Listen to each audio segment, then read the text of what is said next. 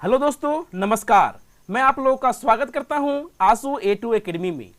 आज हम लोग इस क्लासेस में 25 MCQ प्रश्न को देखेंगे।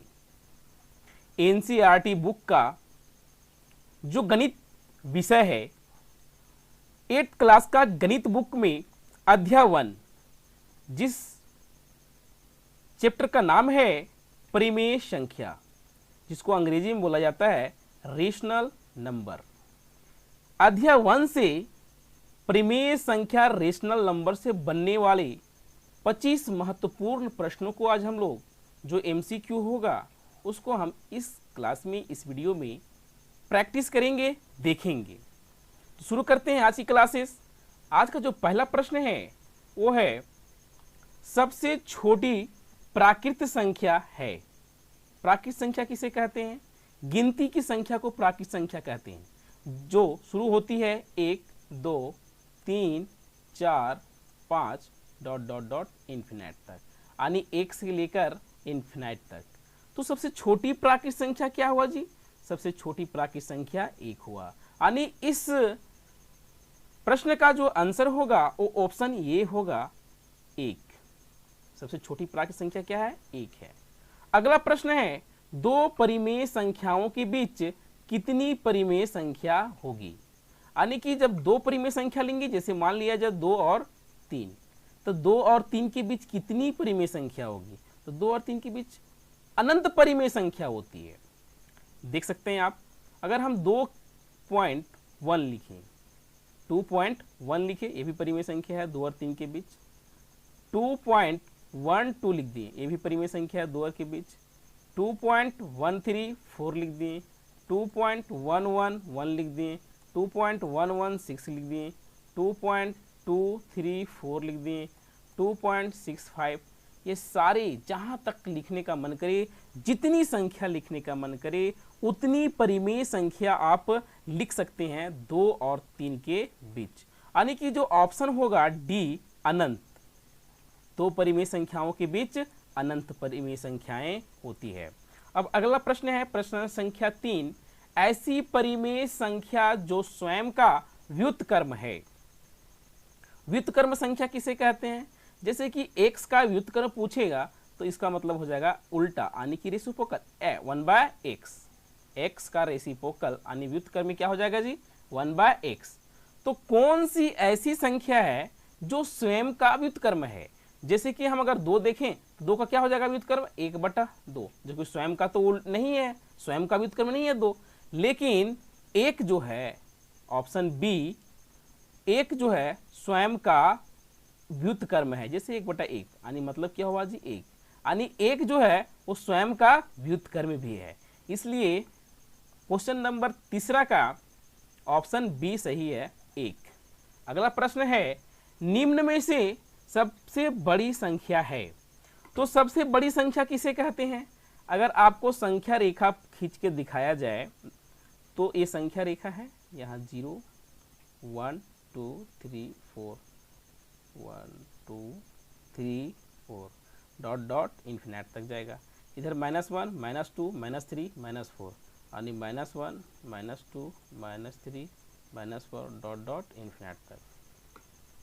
तो इसका कॉन्सेप्ट ये कहता है जी कि जो अगर दो संख्याओं को हम तुलना कर रहे हैं तो जो संख्याएं दाहिनी ओर होगी, जो संख्या दाहिनी ओर होगी, उस संख्या से दाहिनी ओर होगी वो बड़ी संख्या होती है। जैसे कि आपको मैं पूछूं कि 0 बड़ा है कि 4, तो आप क्या बोलिएगा? 4 बड़ा है। तो 0 का जो 4 है इसे दाहिनी ओर है। किधर है? दाहिनी ओर है। उसी प्रकार से अगर पूछें हम -4 बड़ा है कि -1, तो आप बोलिएगा -4 की दाहिनी ओर -1 है, इसलिए -1 बड़ा है। तो इसमें देखिए सारे जो नेगेटिव नंबर हैं, सारे ऋणात्मक संख्या हैं, -17, -100, -20 और -1। और सबसे जो दाहिनी ओर है इस संख्याओं की तुलना किया जाए तो है -1 दाहिनी ओर है संख्या रेखा पर। इसलिए इसका आंसर जो हो जाएगा वो बी हो जाएगा। अगला प्रश्न है प्रश्न 5, 0.5 0.3 और 0.3 का गुणनफल क्या होगा? तो 0.3 और 0.3 इसको गुना करना है। तो 3 तिया 9 और 1 और 2, ये 2 अंक के बाद दशमलव होगा यहाँ पे। तो 1 अंक तो मेरे पास है, 1 अंक और बढ़ाना होगा मेरे को। तो 1 अंक और बढ़ाने के लिए यहाँ 0 बैठा देंगे और यहाँ पे पॉइंट दे के लिख देंगे, यानी कि इसका जो गुणनफल आएगा वो आएगा 0.09। तो 0.09 कहाँ है? Option C, 0.09। अगला जो प्रश्न है, सबसे छोटी पूर्ण संख्या है। तो पूर्ण संख्या किसे कहते हैं? पूर्ण संख्या शुरू होती है 0, 1, 2, 3, 4 इन्फिनाइट तक। तो सबसे छोटी जो है, सबसे छोटी पूर्ण संख्या 0 होगा। तो क्वेश्चन नंबर 6 का जो आंसर होगा वो ऑप्शन बी होगा, 0। अगला प्रश्न है प्रश्न संख्या 7, इनमें से कौन योज तत्समक है? तो समझने वाली बात है कि योज तत्समक किसे कहते हैं। ये सबसे पहले हमको ये समझना होगा योज तत्समक किसे कहते हैं। तो अगर कोई संख्या आपके पास a है तो a में किस संख्या को या किस अंक को जोड़ें कि जोड़ने पर हमको जो योगफल प्राप्त होगा वो ये ही प्राप्त होगा, हमको ये ही प्राप्त होगा। तो वो कौन सी संख्या है? वही संख्या क्या कहलाएगा? योज तत्समक कहलाएगा। तो 0 एक ऐसी संख्या है कि किसी भी संख्या में जोड़ दो आपको वही संख्या प्राप्त होगा। जैसे कि x में अगर हम 0 जोड़ दें तो हमको क्या प्राप्त होगा जी? x प्राप्त होगा। अगर हम 5 में 0 जोड़ दें तो हमको क्या प्राप्त होगा? 5 प्राप्त होगा। अगर 6 में 0 जोड़ दें तो हमें 6 प्राप्त होगा। यानी किसी भी संख्या में 0 को जोड़ने पर हमें वही संख्या प्राप्त होती है। इसलिए 0 क्या कहलाता है? योज तत्समक कहलाता है। इसलिए क्वेश्चन नंबर 7 का जो उत्तर होगा वो सी होगा, 0। क्या होगा? 0 होगा आंसर। अगला प्रश्न है प्रश्न संख्या 8, इनमें से कौन गुणात्मक तत्समक है? तो आपको गुणात्मक तत्समक समझना होगा। तो कोई भी संख्या लो, अगर उस संख्या में जिस संख्या से गुना करने पर हमको वही संख्या प्राप्त होता है, तो जो संख्या से गुना करेंगे वही उसका क्या कहलाएगा? गुणात्मक तत्समक कहलाएगा। ए में क्या गुना करे कि यही प्राप्त होगा? तो एक ऐसी संख्या है, एक ऐसी संख्या है जो किसी भी संख्या से गुना करेंगे एक में, एक से, तो हमको वही संख्या प्राप्त होगा। जैसे कि x को 1 से गुना करेंगे x प्राप्त होगा। 9 को 1 से इंटू करेंगे हमको 9 ही प्राप्त होगा। 10 को 1 से गुना करेंगे हमको 10 प्राप्त होगा। 999 भी ले लें, उसको हम अगर 1 से गुना करेंगे तो हमको 999 ही प्राप्त होगा। यानी किसी भी संख्या को 1 से गुना करेंगे तो हमें वही संख्या प्राप्त होता है। इसी को कहा जाता है गुणात्मक तत्समक। तो एक क्या हो गया? गुणात्मक तत्समक। तो क्वेश्चन नंबर 8 का ऑप्शन 1 सही है, ए, है ना। अगला प्रश्न है प्रश्न संख्या 9, सबसे छोटी अभाज्य संख्या है। तो अभाज्य संख्या किसे कहते हैं? अभाज्य संख्या किसे कहते हैं वो समझते हैं। तो जिस संख्या का सिर्फ 2 ही गुणनखंड होता है, सिर्फ 2 ही गुणनखंड होता है। अंग्रेजी में बोलते हैं जी फैक्टर, सिर्फ 2 ही फैक्टर होता है। जैसे कि मान लिया जाए हम 3 ले लें, 3 को अगर हम लें तो इसका अभाज्य गुणनखंड इसका फैक्टर क्या होगा? 1 और 3, 2 का 1 और 2, तो ये दोनों क्या है? अभाज्य संख्या है। लेकिन क्वेश्चन में क्या पूछा है? क्वेश्चन में पूछा है कि सबसे छोटी अभाज्य संख्या है। तो 0 को ना अभाज्य ना भाज्य बांटा जाता है, क्योंकि 0 का फैक्टर ही नहीं होता है, क्योंकि वो शून्य है, कुछ नहीं शून्य मतलब, तो उसको हम उसका फैक्टर ही नहीं कर सकते हैं। 1 का फैक्टर 1 ही होता है, तो वो 1 ना भाज्य है ना अभाज्य है। हमारा 2 है, 2 क्या है? अभाज्य संख्याएं हैं। तो अभाज्य संख्या 2 है, तो 2 एक सबसे छोटी क्या है? अभाज्य संख्या है। और 2 एक ऐसी सम संख्या है जो अभाज्य संख्या है। अगला प्रश्न अगला जो प्रश्न है प्रश्न संख्या 10, सबसे छोटी भाज्य संख्या है। तो सबसे छोटी भाज्य संख्या क्या है? सबसे छोटी भाज्य संख्या 4 है। भाज्य संख्या किसे कहते हैं? जिसका 2 से अधिक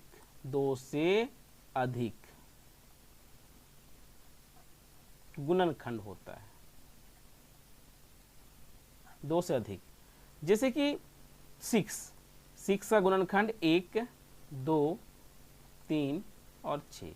तो 1 और स्वयं के अलावा भी क्या है, इसका गुणनखंड है, यानी 2 से अधिक, 1 और 2 से अधिक इसका क्या है, गुणनखंड है। इसलिए क्या कहलाता है, ये भाज्य संख्या कहलाता है। तो इसमें 0 को तो बांटते नहीं, क्योंकि 0 मतलब कुछ नहीं होता है, और 1 का एक ही गुणनखंड होता है, तो 1 ना भाज्य है ना अभाज्य। 2 क्या है, अभाज्य संख्या है। हमारा एक 4 ही क्या है, जो है भाज्य है इसमें, और सबसे छोटी भाज्य संख्या हमारा 4 ही है। अगला प्रश्न है प्रश्न संख्या 11, -11 का योज प्रतिलोम क्या होगा। योज प्रतिलोम किसे कहते हैं, योज प्रतिलोम उसे कहते हैं कि किसी भी संख्या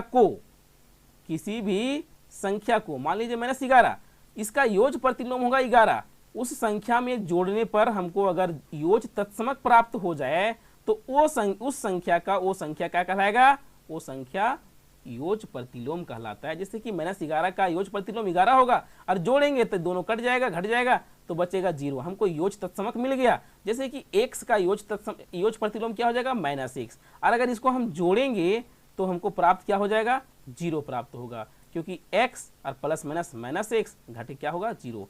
हमको 0 प्राप्त हो गया, यानी योज तत्समक प्राप्त हो गया। जब किसी भी संख्या को उसका योज प्रतिलोम के साथ जोड़ते हैं तो हमको योज तत्समक प्राप्त होता है, और वो संख्या फिर क्या कहलाता है, योज प्रतिलोम कहलाता है। तो -11 का योज प्रतिलोम हो जाएगा 11, ऑप्शन ये सही है।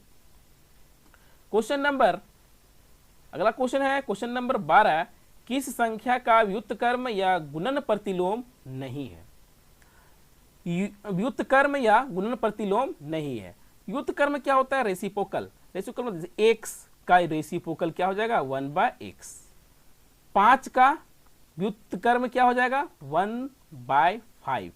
6 का 1/6। ये क्या कहलाता है, व्युत्क्रम कहलाता है या गुणन प्रतिलोम कहलाता है। तो एक ऐसी संख्या है जिसका व्युत्क्रम या गुणन प्रतिलोम स्वयं वही संख्या होता है, यानी 1 का प्रतिलोम गुणन प्रतिलोम क्या होगा, 1/1, यानी कि 1 ही होगा। तो एक ऐसी संख्या है जिसका कोई भी व्युत्क्रम या प्रतिलोम गुणन प्रतिलोम नहीं होता है, क्योंकि स्वयं वही संख्या होता है। ठीक है, अगला प्रश्न देखते हैं, प्रश्न संख्या 13, पूर्ण संख्याएं किस संक्रिय के अंतर्गत समृद्ध नहीं होती है।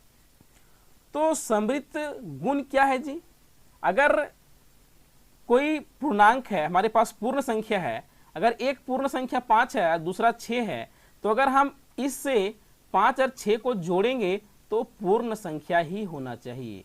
तो बोलेंगे कि योग के अंतर्गत पूर्ण संख्याएं क्या है, समृद्ध है। अगर घटाएंगे तो अगर आ जाता है पूर्ण संख्या तो बोलेंगे समृद्ध है, लेकिन घटाने के बाद पूर्ण संख्या नहीं आता है, इसीलिए पूर्ण संख्याएं घटाव के अंतर्गत समृद्ध नहीं होती है। इसलिए इसका ऑप्शन बी सही होगा। व्याकलन, व्याकलन मतलब ही होता है घटाव। घटाव के अंतर्गत ये समृद्ध गुण को फॉलो नहीं करता है, कौन, पूर्ण संख्या। इसलिए इसका आंसर होगा बी, व्याकलन। व्याकलन मतलब होता है घटाव। पूर्णांक किस संक्रिया के अंतर्गत समृद्ध नहीं होता है। तो पूर्णांक जो होता है वो भागा के अंतर्गत समृद्ध नहीं होता है। अगला प्रश्न है प्रश्न संख्या 15, परिमेय संख्याएं किस संक्रिया के अंतर्गत समृद्ध नहीं होती है। अब परिमेय संख्याएं किसे कहते हैं, जो p/q के रूप में हो, तो परिमेय संख्याएं जो है भागा के अंतर्गत समृद्ध नहीं होते हैं। जैसे मान लिया जाए एक 11 क्या है हमारा, परिमेय संख्या। 11 क्या है, परिमेय संख्या है। क्यों से डिनोट करते हैं, रेशनल नंबर क्यों से आर से डिनोट किया जाता है। अब 0 भी क्या है हमारा, परिमेय संख्या। 0 भी परिमेय संख्या है। तो क्या 11/0 जो भागा दिए हम, तो 11/0 क्या परिमेय संख्या है, नहीं, बिल्कुल नहीं, क्योंकि 11/0 का मान क्या होता है, इन्फिनाइट होता है। और इन्फिनाइट परिमेय है कि यह परिमेय पता नहीं, क्योंकि एक चिन्ह है, एक सैम्बुल है, इसके बारे में हम नहीं कह सकते हैं कि इन्फिनाइट परिमेय है या अपरिमेय संख्या है इसको। अगला प्रश्न देखते हैं परिमेय संख्याएं किस संक्रिया के अंतर्गत क्रम विनिमय नहीं होती है। तो यहाँ थोड़ा सा प्रश्न गलत टाइप हो गया है, आप क्रम विनिमय होती है लिखिए, ये नहीं काट दीजिए, ठीक है। यानी कि परिमेय संख्याएं किस संक्रिया के अंतर्गत क्रम विनिमय होती है, तो भागा के अंतर्गत नहीं होता, व्याकलन के अंतर्गत नहीं होता, इसमें कोई नहीं है, लेकिन गुणा के अंतर्गत ये परिमेय संख्याएं संक्रिय क्रम विनिमय को फॉलो करती है और ये क्रम विनिमय गुण को फॉलो करता है, इसलिए ये क्रम विनिमय के अंतर्गत परिमेय संख्याएं है, तो गुणा हो जाएगा इसका आंसर सी। अगला प्रश्न है प्रश्न संख्या 17, परिमेय संख्याएं किस संक्रिया के अंतर्गत समृद्ध होती है। तो परिमेय संख्याएं योग के अंतर्गत भी होता है, व्याकरण के अंतर्गत भी होता है और गुणा के अंतर्गत भी होता है, इसलिए 17 का जो सही आंसर है वो है option D A B C. तो इसका जो ऑप्शन हो जाएगा वो आपका हो जाएगा option D A B C, तीनों होती है। अगला प्रश्न प्रश्न संख्या 18, किन्हीं तीन परिमेय संख्याओं ए बी सी के लिए निम्न में से कौन सा कथन असत्य है होता। तो देखिए जोड़ में भी ये होता है, एसोसिएटिव लॉ इसको बोला जाता है, साहचर्य नियम। तो साहचर्य नियम को जोड़ में भी फॉलो करता है और गुणा में भी फॉलो करता है, यानी गुणा में भी साहचर्य नियम को फॉलो करता है और जोड़ में भी। और ये सी ऑप्शन दिया हुआ है ए बी दोनों, ए बी दोनों। तो इसमें हमको जो बोला है वो बोला है कि नहीं होता, असत्य है, गलत बात। तो भागा में नहीं होता है, भागा को ये साहचर्य नियम को फॉलो नहीं करता है, सत्य नहीं करता है, इसलिए ये कथन असत्य है, ये कथन असत्य है। इसका आंसर हो जाएगा डी। अगला प्रश्न है प्रश्न संख्या 19, परिमेय संख्या ए बटा बी का योज प्रतिलोम होगा। योज प्रतिलोम बताया मैंने कि अगर ए है तो ए का योज प्रतिलोम क्या हो जाएगा, माइनस ए। यहाँ ए बटा बी है तो ए बटा बी का योज प्रतिलोम क्या हो जाएगा, माइनस ए बटा बी। तो ऑप्शन बी है यहाँ पे, माइनस ए बटा बी, इसलिए क्वेश्चन नंबर 19 का जो आंसर होगा वो बी हो जाएगा। अब क्वेश्चन नंबर 20, यदि 7 और 10 पूर्णांक हो तो निम्नलिखित में कौन सा पूर्णांक नहीं होगा। तो 7 और 10 को जोड़ेंगे तो क्या होगा, 17, ये भी पूर्णांक है। 7 में 10 घटाएंगे तो क्या होगा, -3, यानी ये भी मेरा पूर्णांक है। 7 और 10 को अगर हम गुना करेंगे तो 70 होगा, ये भी पूर्णांक है। लेकिन अगर ये 7 को हम भागा दे 10 से तो क्या ये पूर्णांक है, नहीं, ये 7 बटा 10 हो जाएगा, जो P बटा Q के रूप में है और Q डाई नॉट इक्वल टू 0 और 1 है। तो ये क्या कहलाएगा, ये भिन्न कहलाता है, ये पूर्णांक ना होके ये परिमेय संख्या होगा, ये क्या हो जाएगा, दशमलव, या इसको भिन्न बोलेंगे, इसलिए इसका जो आंसर होगा वो डी होगा, 7 भागा 10। अगला प्रश्न है प्रश्न संख्या 21 बटा 112 का योज प्रतिलोम क्या होगा। तो योज प्रतिलोम सिंपल सी बात है कि सिर्फ और सिर्फ माइनस लगा देना है, साइन को चेंज कर देना है, वही क्या कहलाता है, योज प्रतिलोम कहलाता है। तो -21 बटा 112, यही इसका आंसर होगा। तो -21 बटा 112 ऑप्शन बी सही है। क्वेश्चन नंबर 22, -13 का गुणात्मक प्रतिलोम होगा। तो गुणात्मक प्रतिलोम बताया मैंने, रेसिप्रोकल उल्टा होता है, तो -13 का हो जाएगा गुणात्मक प्रतिलोम -1 बटा 13। तो -1 बटा 13 ऑप्शन सी सही है। अब अगला प्रश्न देखेंगे, प्रश्न संख्या 23, कौन सा युग्म अभाज्य युग्म है।